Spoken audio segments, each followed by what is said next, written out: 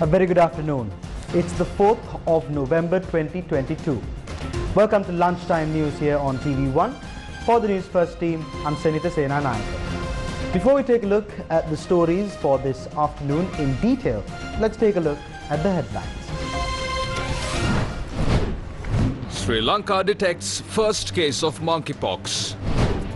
Sri Lankan authorities meet virtually with country's official creditors.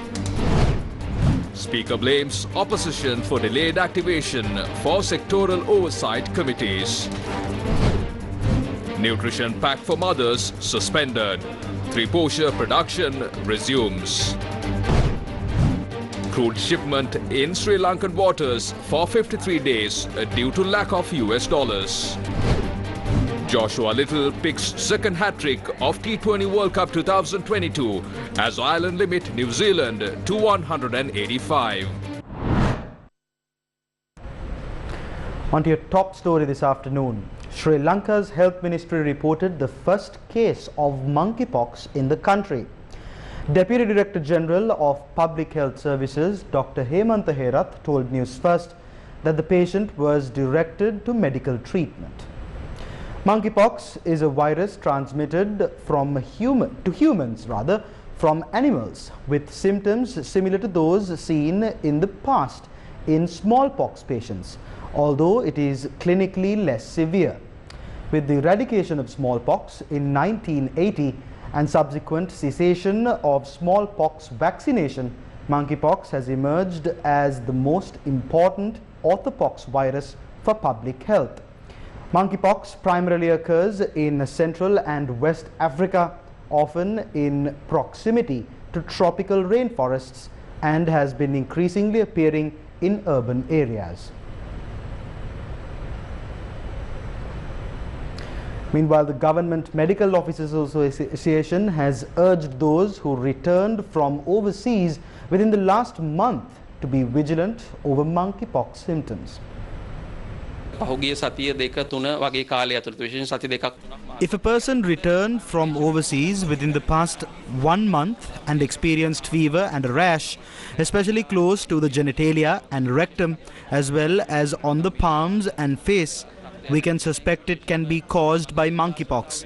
If you develop such symptoms, it is paramount to seek immediate medical attention. The transmission of monkeypox is through direct contact, and it is strongly recommended to refrain from intercourse until you are completely cured. If you are infected, it is important to keep distance from others until you are cured. There need not be any form of panic at present.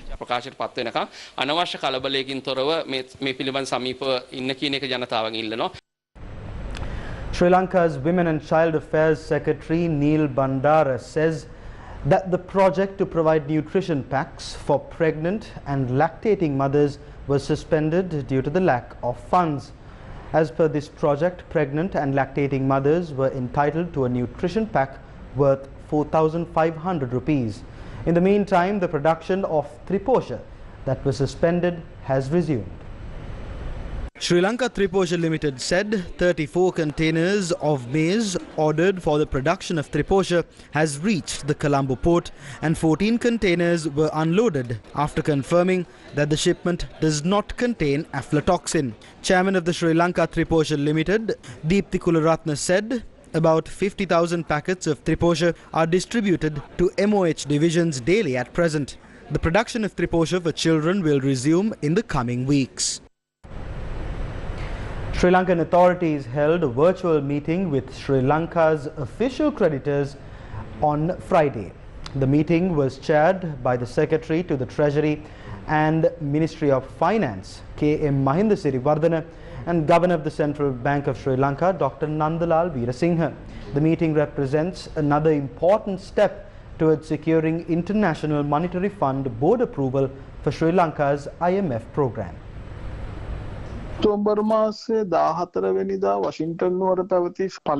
Information was discussed during the preliminary meeting held on the 14th of October in Washington, D.C. A follow-up discussion on Sri Lanka's debt restructuring was held on Thursday. Many parties were involved in the discussion.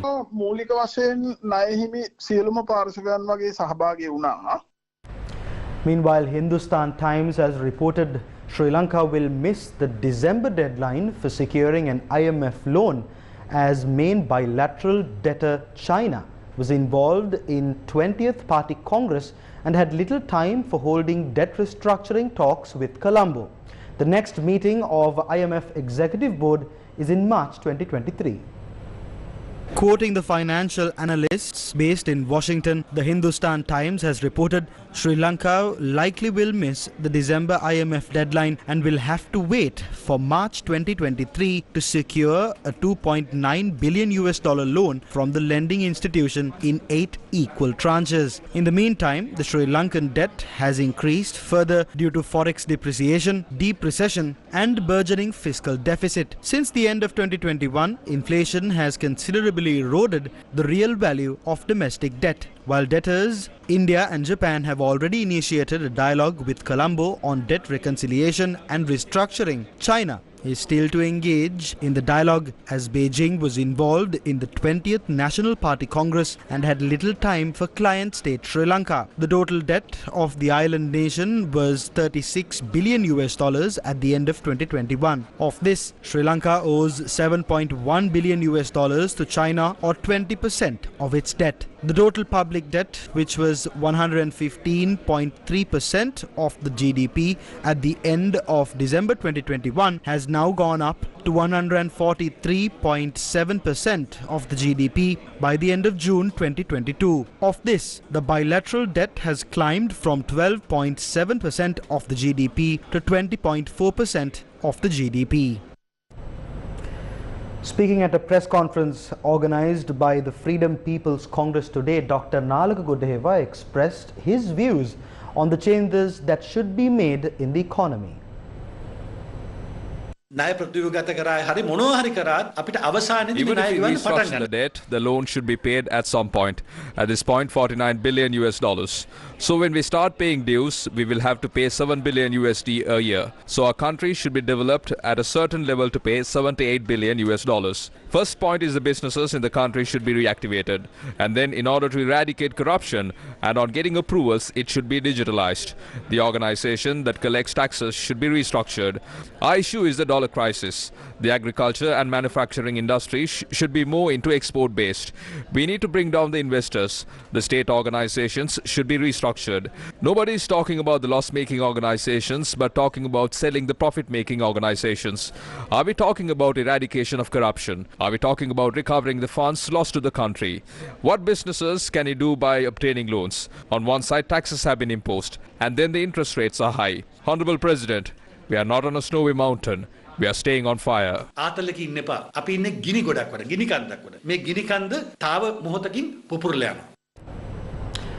Meanwhile, a crude oil shipment that was ordered by Sri Lanka remains anchored in Sri Lankan waters for almost 53 days due to non-payment for the cargo by local authorities. A source from the Ministry of Power and Energy said, as Sri Lanka is yet to make payments for 2 previous crude oil shipments, the vessel at port has rejected call to unload the shipment. A crude oil shipment that was ordered by Sri Lanka remains anchored in Sri Lankan waters for almost 53 days. A source from the Ministry of Power and Energy said Sri Lanka has made 2 previous purchases from the company that delivered the crude oil, and the payments are yet to be made for those 2 shipments. Therefore, the vessel has rejected calls to unload crude oil in Sri Lanka until the payment for the 2 previous shipments are made. The source from the Ministry of Power and Energy said Sri Lanka is facing difficulties in sourcing US dollars to make the payments. The Sapugaskanda oil refinery remains closed for weeks due to the unavailability of crude oil. Litro Gas assured there will be no shortage of LP gas in Sri Lanka for the next 2 years, adding that it has sufficient stocks. Litro Gas Chairman Mudita Pires told reporters on Friday that the price revision for cooking gas cylinders will be announced on Sunday.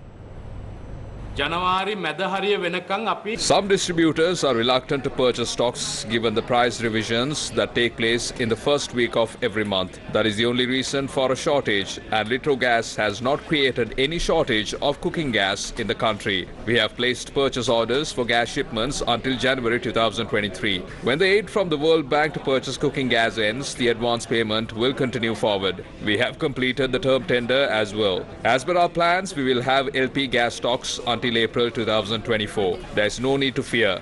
There may be price revisions. Just because the prices dropped over the past few months, we cannot assume it will be same during Sunday's price revision. We will make the announcement on Sunday morning.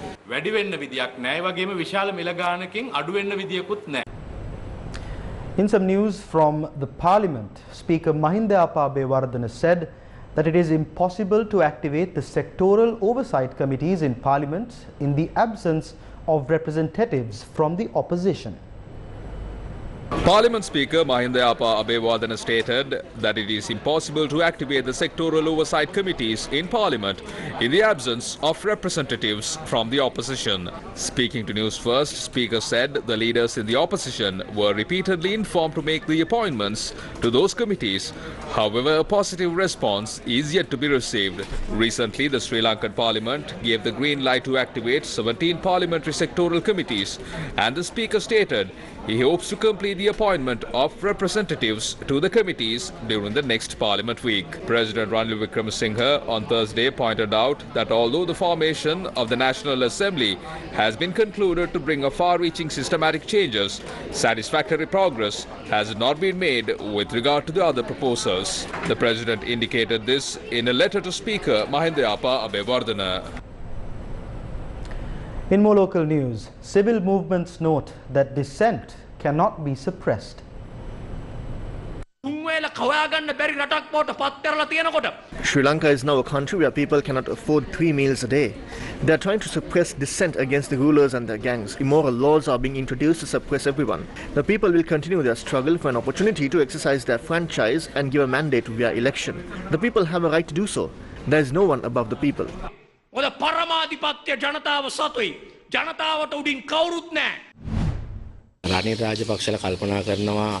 Ranil Rajapaksa assumes to use suppression and other means to do away with the challenges instead of solving the issues of the country. Ranil Rajapaksa has the 130 plus MPs in Parliament who are not defeated. As he is the executive president, he is using the military as well. We demand an election to secure the mandate.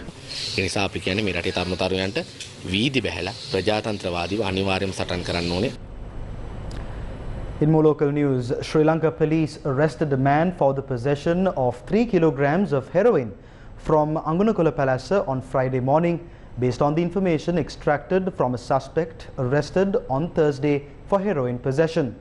On Thursday night, Sri Lanka police arrested a man and a woman for the possession of 25 kilograms of heroin in Ambalantota.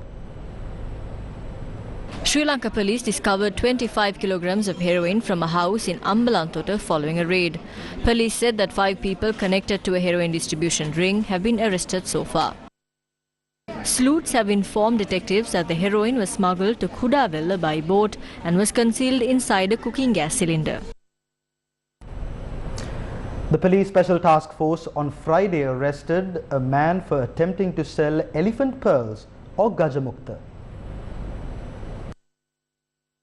The police special task force arrested a 35-year-old male in Ampara and discovered that he was in possession of 5 elephant pearls or Gajamukta in a variety of sizes. The suspect was handed over to the Ampara police for further investigations. Sri Lanka's State Veterinary Surgeons Association says the delay in administering the vaccine for the foot and mouth disease was the reason for the mass death of cattle in Batiklo and surrounding areas. Speaking to reporters, the chairman of the association, Dr. Sisira Priyatissa, said that the government must pay close attention to devil the dairy and livestock industries in the country. A large number of cattle diagnosed with the foot and mouth disease were discovered from Sittandi and Alayadikuda villages in Batiklo district. Farmers said hundreds of cattle had died of the foot and mouth disease. Due to the rapid spread of the foot and mouth disease in the Batiklo district, a vaccination drive was launched.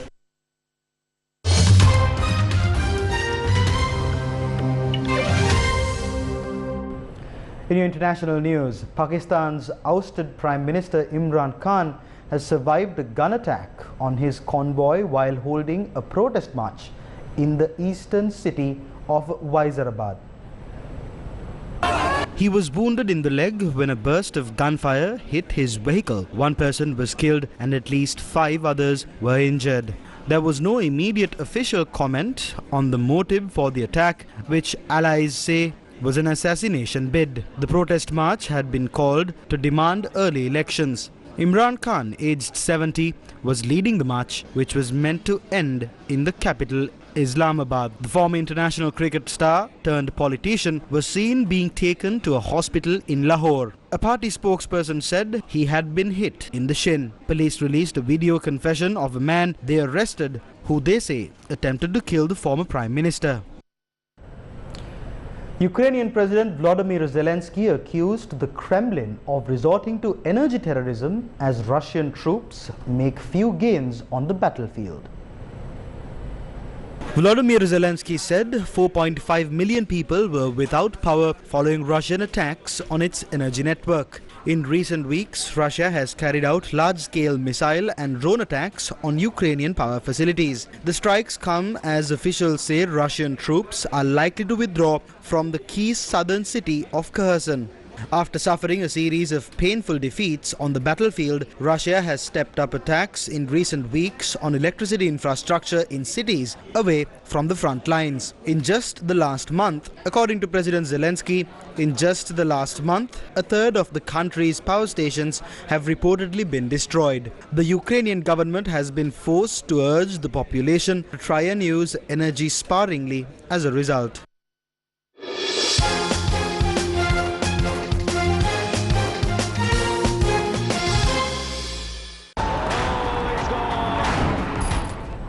Irish fast bowler Joshua Little picked up the second hat-trick of T20 World Cup 2022 when he dismissed Kane Williamson, James Neesham and Mitchell Santner in the 19th over of New Zealand's innings in Adelaide on Friday. Little becomes just the 6th bowler to pick up a hat-trick in the men's T20 World Cup games.